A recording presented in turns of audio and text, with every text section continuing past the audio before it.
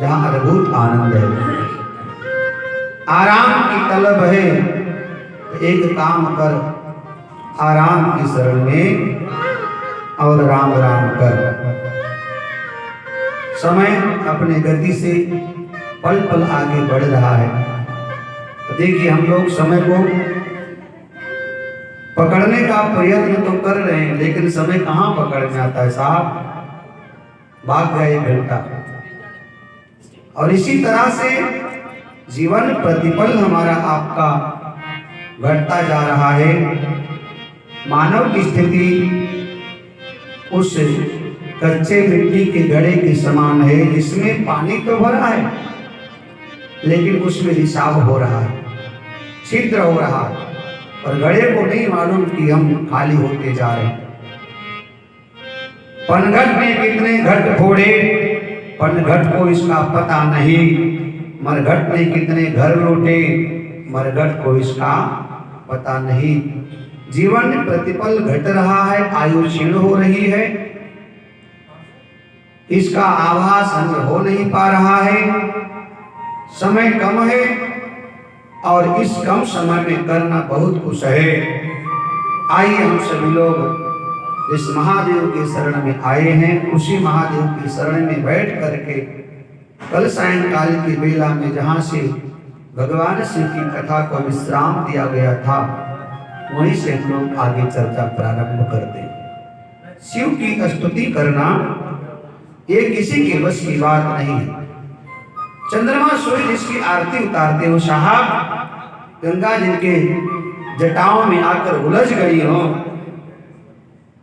जिसके दरवाजे पर देवराज इंद्र खड़े प्रतिदिन गुहार लगाते हैं, फिर भी दर्शन संभव नहीं है।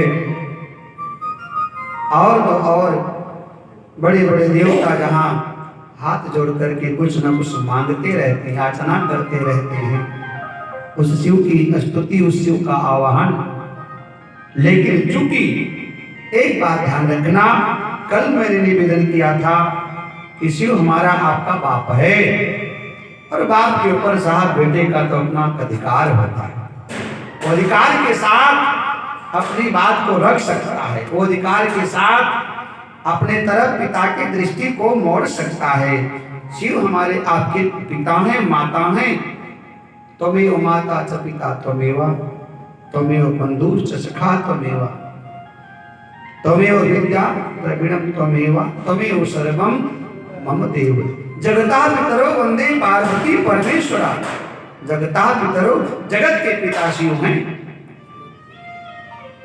वैसे तो शिव को पाना बहुत मुश्किल है, बहुत कठिन है, लेकिन चूंकि पिता है ना, तो पिता अपने पुत्र के मनोकामना को पूर्ण करता है। और पिता तो जीता ही साहब पुत्र के लिए है। पिता जो है वो जीता ही पुत्र के लिए है।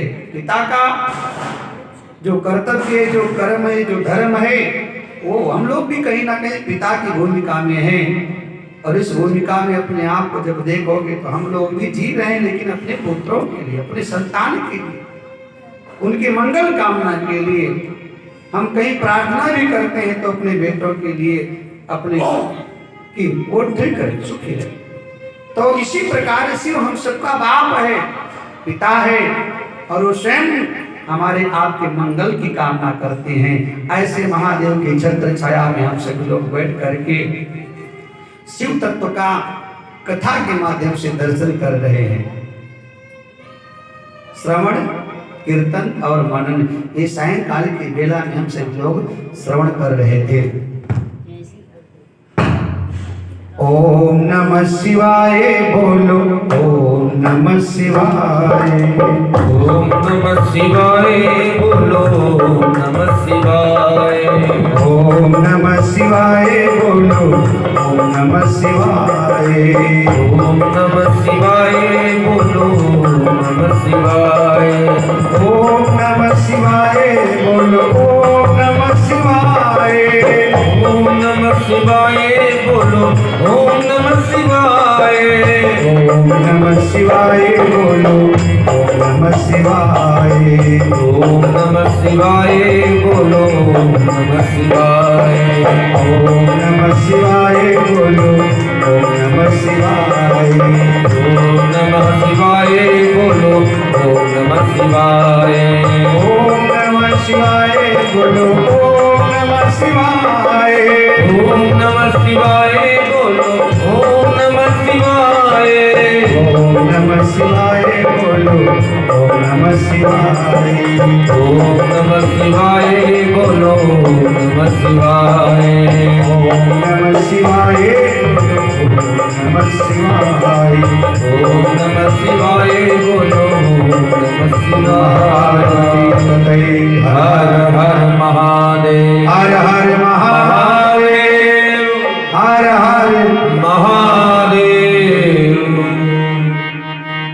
तीन विधान बताया भगवान को पाने का, और इसको वेद में वैदिक मार्ग बताया गया है। वैदिक मार्ग है ये। यद्यपि कई और साधन हो सकते हैं भगवान को पाने का, लेकिन इसको वेद त्रयी मार्ग कहा गया है। वेद त्रयी मार्ग ये वैदिक मार्ग है। तीनों मार्ग। वैसे तो रामचरितमानस में जब भगवान श्री राम से मार्ग पूछा है तो वहां 4 शिष्यों को भरद्वाज जी महाराज ने बुलाया, और भरद्वाज जी महाराज ने कहा इनके पीछे जाओ भगवान राम को। वहां 4 मार्ग की चर्चा है। वहां 4 मार्ग कौन से हैं? तो भगवान वेद 4 हैं, मतलब वेद 4 हैं, तो वहां भी बात यही है कि भगवान वैदिक मार्ग पर जाता है। 4 वेद हैं, ऋग यजुर साम और अथर्व। तो वहां भी बात आई कि भगवान वैदिक मार्ग पर ही गए, वैदिक मार्ग पर परमात्मा। और ये जो 3 मार्ग है इसको वेद त्रयी मार्ग कहा गया है। ये वैदिक मार्ग है। इस मार्ग पर जो व्यक्ति जाएगा वो ईश्वर को प्राप्त होगा सरलता से, सहजता से। और इसको और सरल करते हुए सरकार ऋषियों को सूत जी महाराज ने बताया कि यदि कोई व्यक्ति इन तीनों में से और ये कोई रास्ता चुन ना पाए तो और सरल उपाय बता दिया। सरल से सरल उपाय। देखिए कलयुग में भगवान को पाना बहुत सरल है अन्य युगों से। अन्य युगों में तो साफ घर बार छोड़ करके और जंगल में जाकर समाधि लगाना पड़ता था।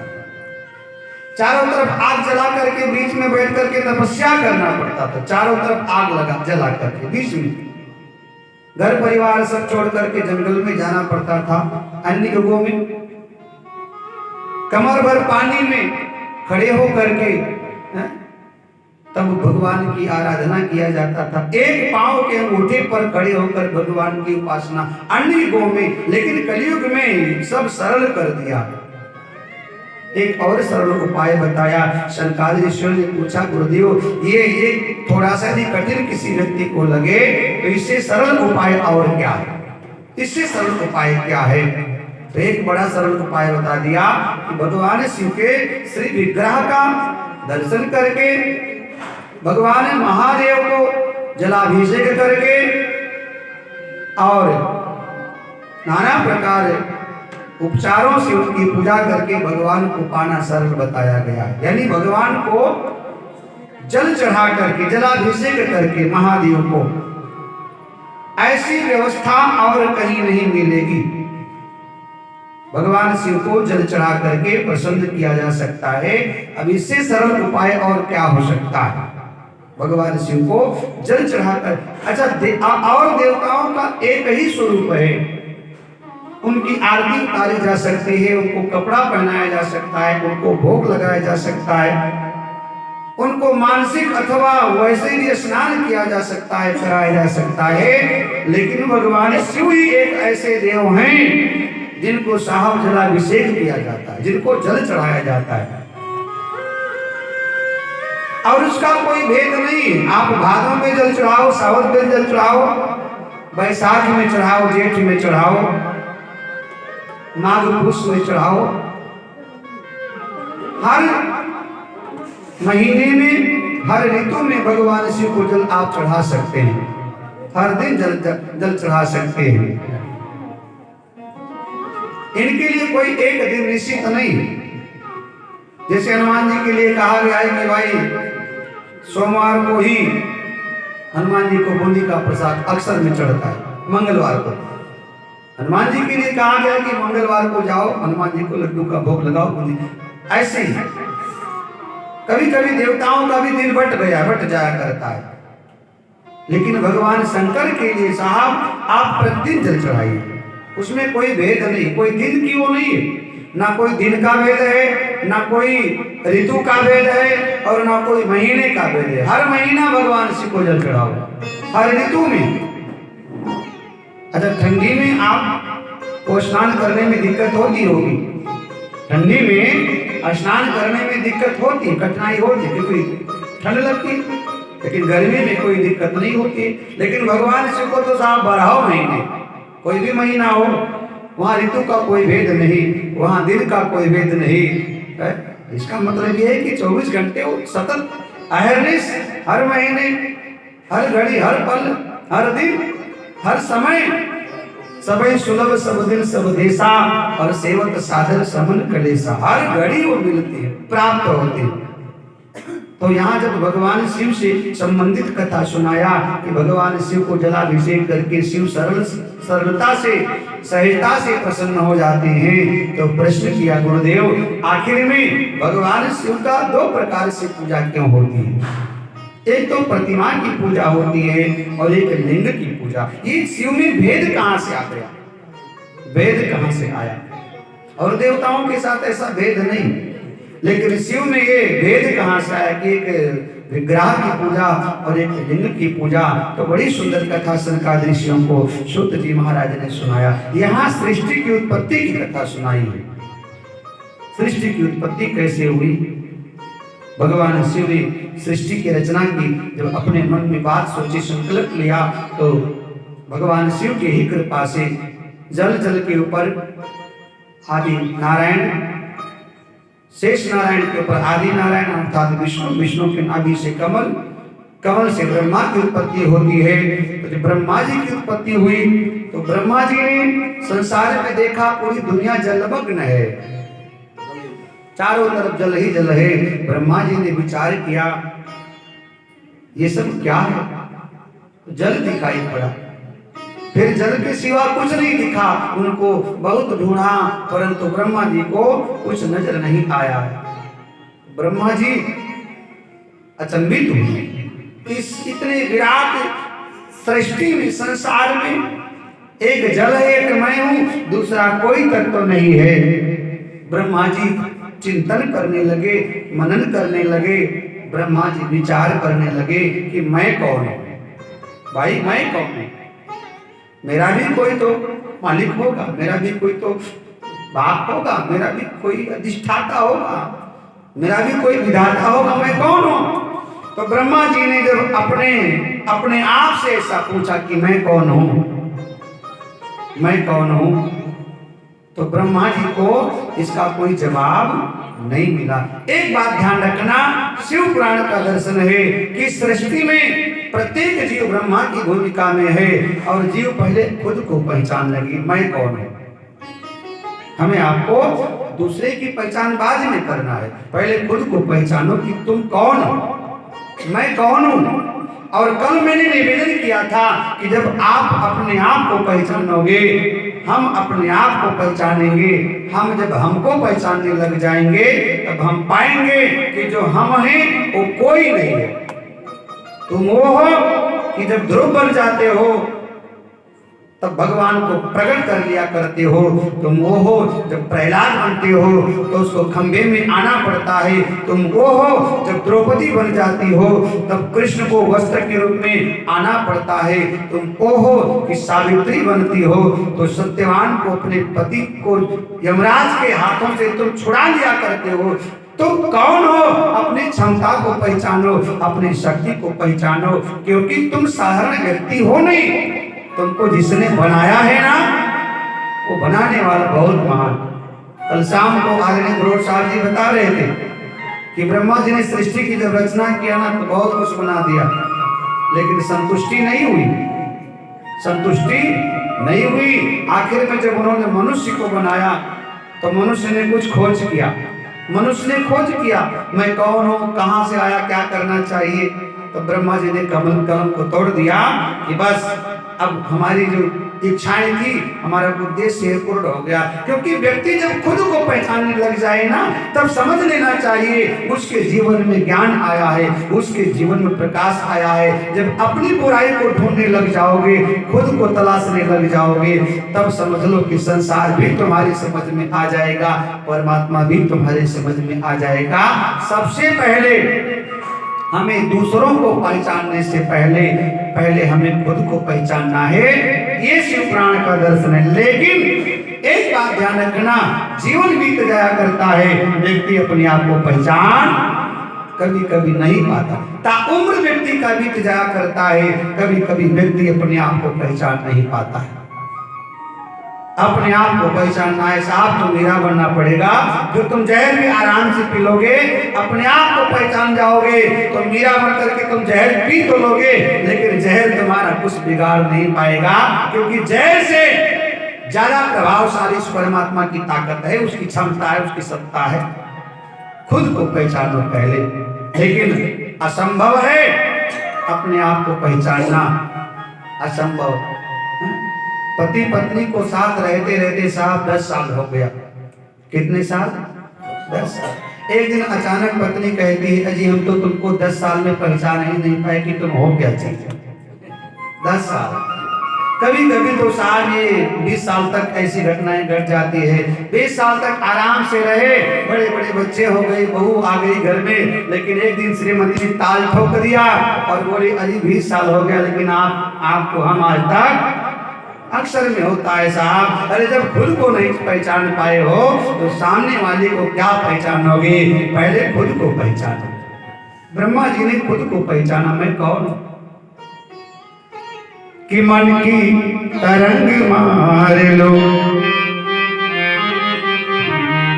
बस हो गया भजन। मन की तरंग मार लो, बस हो गया भजन। मन की तरंग मार लो, बस हो गया भजन। मन की तरंग मार लो, बस हो गया भजन।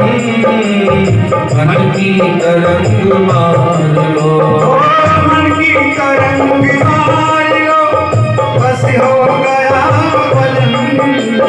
मन की तरंग मार लो, बस हो गया भजन। मन की तरंग मार लो, बस हो गया भजन। मन की तरंग मार लो, बस हो गया भजन। आदत बुरी सुधार लो, आदत बुरी सुधार लो, बस हो गया भजन। आदत बुरी सुधार लो, बस हो गया भजन। की तरंग मार लो।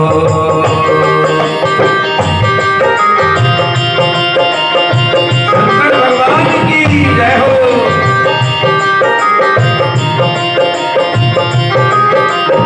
आए हो तुम कहाँ से और जाओगे कहाँ। आए हो तुम कहाँ से और जाओगे तुम कहाँ।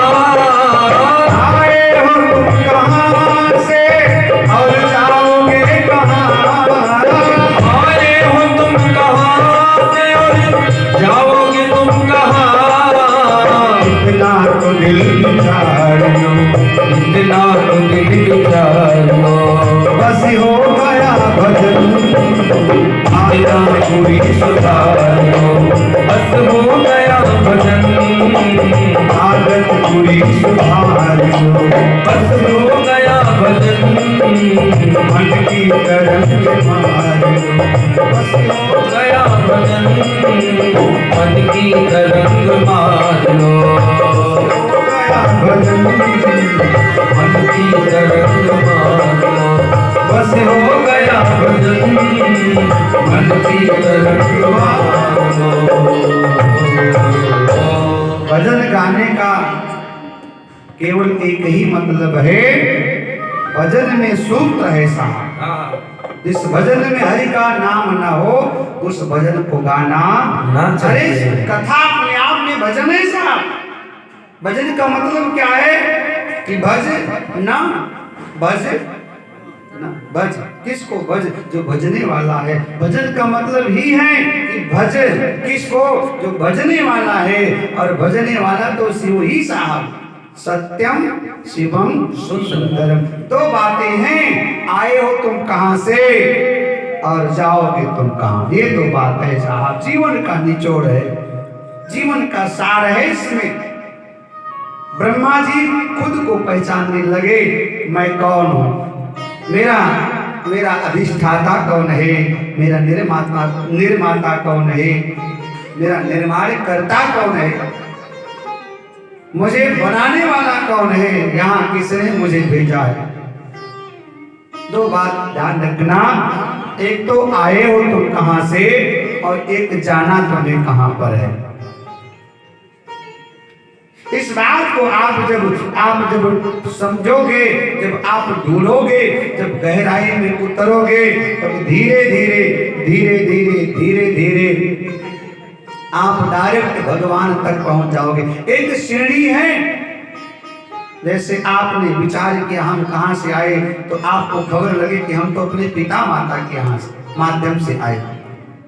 हमारे आपके माध्यम पिता माता हैं, उनके कारण हम संसार, लेकिन फिर उनके माता पिता, फिर उनके माता पिता, फिर उनके माता पिता, इस क्रम से आप सीढ़ी दर सीढ़ी जब चढ़ते जाओगे तो चढ़ते जाओगे, तो सबका बाप साहब वही है जहां से हम लोग आए हैं। नदिया एक घाट बहुतेरा, कहा कबीर ये मन का फेरा। नदिया एक, नदी एक है, घाटों के नाम साहब अनेक हो सकता है।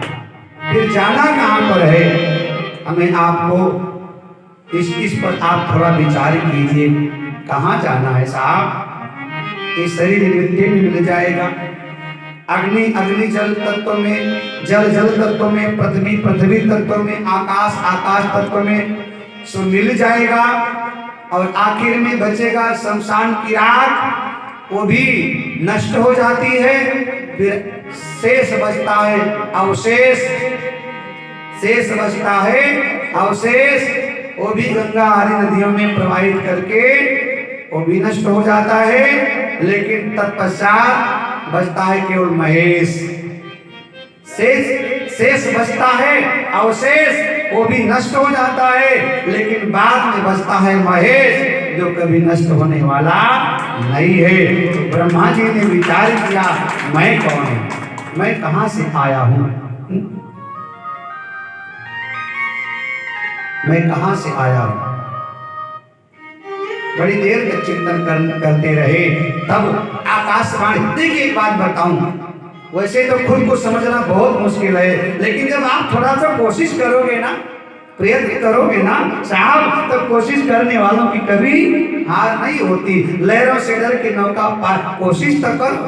तो ब्रह्मा जी ने कोशिश किया, तो आकाशवाणी हुई, आकाशवाणी हुई कि तुम तब करो, तब करोगे तुम्हारे जीवन में तब का जो परिश्रम होगा, तब का जो फल है वो मीठा होता है, तुम तब करो। तो ब्रह्मा जी ने थोड़ा सा निर्णय लिया, चलो दाएं बाएं थोड़ा हाथ पांव मारो, शायद कुछ दिखाई पड़ जाए।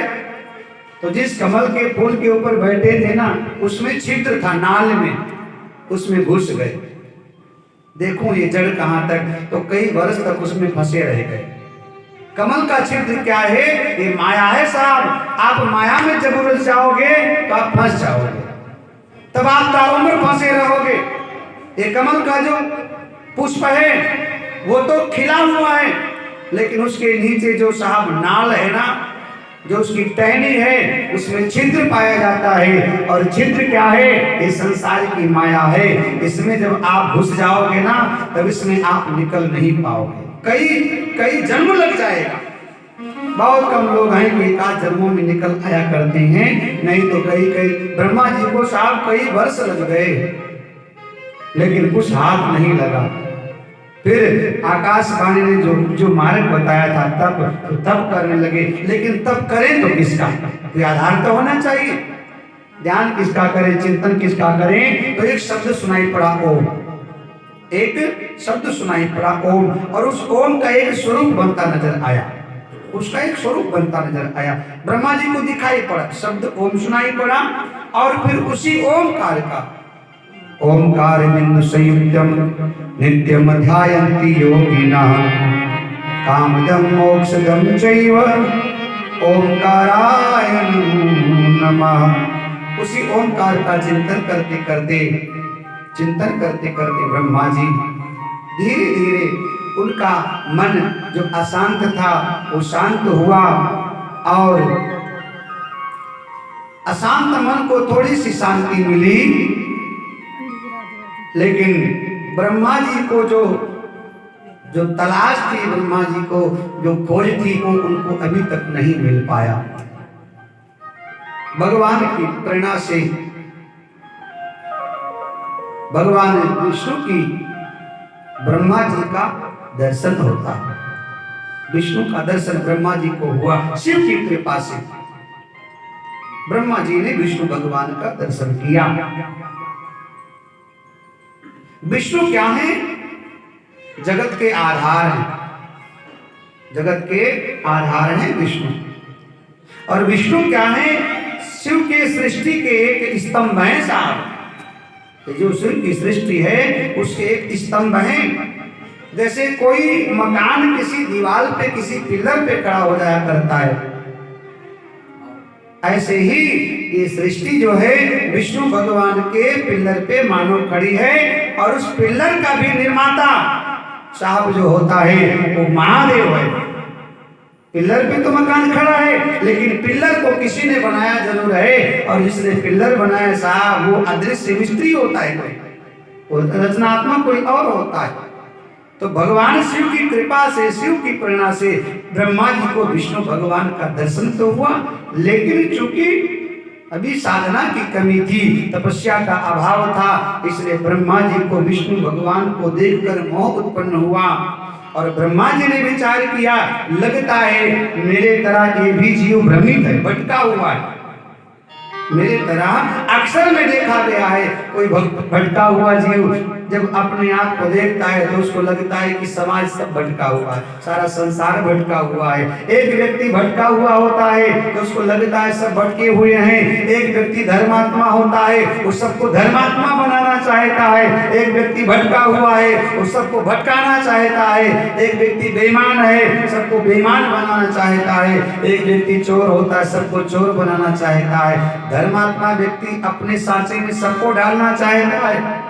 वो आपको कहेगा सुबह उठ करके मंदिर जाया करो, वो कहेगा भगवान शिव को जल चढ़ाया करो। धर्मात्मा व्यक्ति अपने सांचे में सबको डालना चाहता है, और भटका हुआ व्यक्ति अपने जैसा सबको समझता है। ब्रह्मा जी ने विचार किया, जैसे मैं भटका हूँ ऐसे लगता है ये भी जीव कोई भटका हुआ। तो ब्रह्मा जी ने पूछा कौन हो? विष्णु भगवान मुस्कुराए, बोले मैं तुम्हारा बाप हूं, मैं तुम्हारा बाप हूं। ब्रह्मा जी को थोड़ा सा अजीब लगा। उन्होंने कहा सुनो, पहले मैं आया हूं इसलिए तुम नहीं, हम तुम्हारे बाप हैं। पहले मैं आया हूं इसलिए तुम नहीं, हम तुम्हारे बाप हैं। विष्णु भगवान मुस्कुराए, बोले बेटा चिंता मत करो, इसमें तुम्हारी गलती नहीं, तुम माया के बस में अभी हो, मोह से ग्रसित हो बेटा पुत्र, लेकिन तुम्हारा कल्याण हो। चूंकि माया ने तुम्हें अपने अपने अपने पर्दे से ढक रखा है, इसलिए तुम अभी माया से ग्रसित हो, इसलिए बेटा जाओ तुम्हारा कल्याण हो। ब्रह्मा जी को ये बात अच्छी नहीं लगी। उन्होंने कहा मैं किसी का बेटा नहीं, मैं तो सबका बाप हूं। लेकिन ध्यान देना, शिव को छोड़ करके, केवल शिव को छोड़ करके दुनिया में हर जीव बेटा है। केवल शिव को छोड़ करके बाकी दुनिया में हर जीव किसी ना किसी का बेटा है साहब। शिव को छोड़ करके बाकी सब किसी ना किसी का बेटा है। भगवान शिव का विवाह हो रहा था, तो विवाह की विधि पर बैठे आचार्य ने 3 पीढ़ी के गोत्र नाम का जब पठन पाठन करना शुरू किया, शंकर भगवान से बोले तुम्हारा बाप कौन है? शंकर भगवान ने देखा ब्रह्मा जी की तरफ, बाबा कहाँ फंसाए हो, दुनिया में ये भी सब बताना पड़ेगा। ब्रह्मा जी ने कहा चलो कोई बात नहीं, थोड़ी देर के लिए अपनी इज्जत को बचाने के लिए, क्योंकि ससुराल में आए हो मेरा ही नाम ले लो। तो ब्रह्मा जी ने भगवान शिव को इशारा किया, तो शंकर भगवान ने कहा कि मेरे पिता का नाम ब्रह्मा है।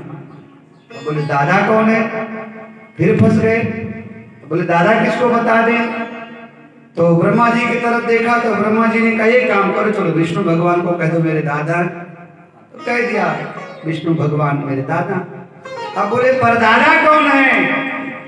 भगवान शंकर ने कहा बाप रे बाप, ये सारा कुछ वेद खोलना पड़ेगा। तो सुनो, ना मेरा कोई बाप है, ना कोई मेरा दादा है, ना कोई मेरा परदादा है। मैं ही सबका बाप हूँ, मैं ही सबका दादा हूँ और मैं ही सबका परदादा। सुनो, जो तुम सुनना चाहते हो मैं तुम्हें बता रहा हूँ। संसार में ध्यान देना इस बात को कि हर व्यक्ति का बाप है, हर व्यक्ति का कोई ना कोई पिता है, हर व्यक्ति का कोई ना कोई साहब जन्मदाता है, लेकिन एकमात्र ऐसा यदि कोई दुनिया में है तो मेरा महादेव है, जो स्वयं साहब संसार में अपने आप, उनका ना कभी अंत है, ना आदि है, ना कभी मध्य है। तकरार हुआ, दोनों में विवाद हुआ श्रेष्ठता को लेकर, मैं श्रेष्ठ हूँ, मैं श्रेष्ठ हूँ। इस पर जब विवाद गहराया तो कहते हैं दोनों ने अपनी अपनी शक्ति का प्रयोग किया और अपनी अपनी शक्ति से सैन्य शक्ति का जुड़ाव कर लिया, अस्त्र शस्त्र का निर्माण किया, सैन्य शक्ति का निर्माण किया। परस्पर दोनों में विवाद, बड़ा युद्ध होने लगा। प्रलय काल के जैसा युद्ध प्रारंभ हुआ। अच्छा देखिए, जीवन में जब मोह आता है तो व्यक्ति लड़ता है। जीवन में जब व्यक्ति मोह से ग्रसित होता है तो वो लड़ता है। ये मेरा घर है, ये मेरा मकान है, ये यहाँ तक मेरी सीमा है। मोह से युक्त व्यक्ति झगड़ता है और मोह से मुक्त व्यक्ति समर्पण कर दिया करता है। तकरार हुआ। तकरार क्यों हुआ? क्योंकि तुम बड़े हो, मैं छोटा हूं, ये कोई स्वीकार नहीं कर पा रहा है। तुम छोटे हो, मैं बड़ा हूं, ये दोनों बात, दोनों दावे के साथ कह रहे हैं। जब तकरार बढ़ा तो सनकादि ऋषियों को सूत जी महाराज कथा सुनाते हुए कहते हैं, हे महात्माओं, उसी समय इन दोनों के बीच में भगवान शिव का एक सुंदर ज्योतिर्लिंग भव्य और दिव्य स्वरूप का प्रागट्य होता है, प्रादुर्भाव हुआ। शंकर भगवान की वो विराट प्रज्वलित, जिसमें अग्नि तत्व ही श्रेष्ठ केवल है, अग्निमय ज्योतिर्लिंग, उसमें भयानक ज्वाला निकल रही है, दोनों के मध्य में प्रकट हुआ। और देखते देखते वो इतना भी विराट हो गया कि उसका कहीं भी अंत दिख नहीं रहा है। दोनों भयभीत हुए, दूर हुए और दोनों को लगा अभी तक हम आपस में लड़ रहे थे कि हम दो ही हैं, लेकिन लगता है कोई तीसरी शक्ति भी और है संसार में, तीसरी शक्ति और संसार में है। भगवान शिव का यहाँ प्रागट्य होता है अग्नि स्तंभ के रूप में, ज्योतिर्लिंग के रूप में। और आकाशवाणी हुई।